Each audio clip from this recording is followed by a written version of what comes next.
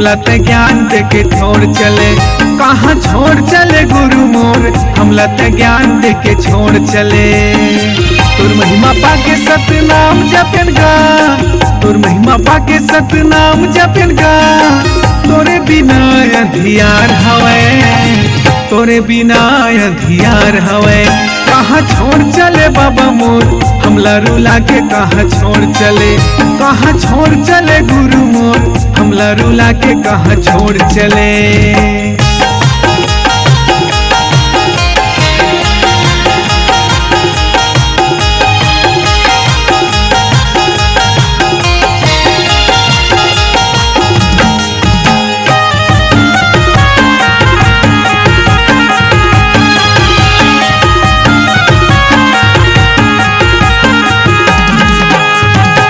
तोरे गएले बाबा होगे सब वीरान गा, तोरे गएले गुरु होगे सब वीरान गा।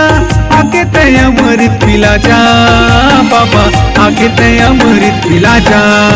कहाँ छोड़ चले गुरु मोर, हमला ते ज्ञान दे के छोड़ चले। कहाँ छोड़ चले बाबा मोर, हमला रुला के कहाँ छोड़ चले।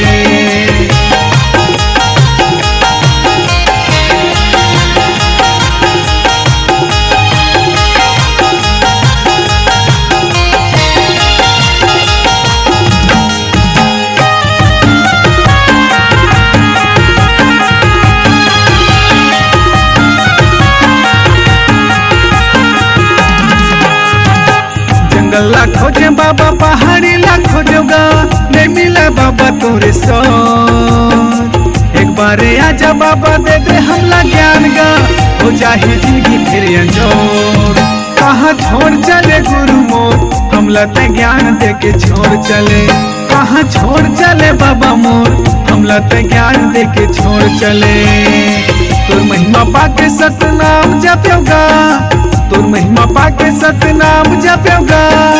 तोरे बिना अंधियार हवे, तोरे बिना अंधियार हवे। कहाँ छोड़ चले गुरु मोर, हमला रुला के कहाँ छोड़ चले। कहाँ छोड़ चले बाबा मोर, हमला ते ज्ञान दे के छोड़ चले। कहाँ छोड़ चले बाबा, कहाँ छोड़ चलेगा, हमला छोड़ दिए बाबा कहाँ छोड़ चलेगा। कहाँ छोड़ चले गुरु, हमला छोड़ दिएगा। कहाँ छोड़ चले गुरु, कहाँ छोड़ दिएगा। आपकी अपनी आवाज को एक नई ऊंचाई तक ले जाने के लिए MM स्टूडियो बुधवारी बाजार कोरबा आपको एक सुनहरा अवसर प्रदान करता है। अगर आप छत्तीसगढ़ी लोकगीत, हिंदी गीत, कराओके गीत इत्यादि रिकॉर्डिंग कराना चाहते हैं तो हमसे संपर्क करें। हमारा मोबाइल नंबर है 9407700376 एवं 7000510832।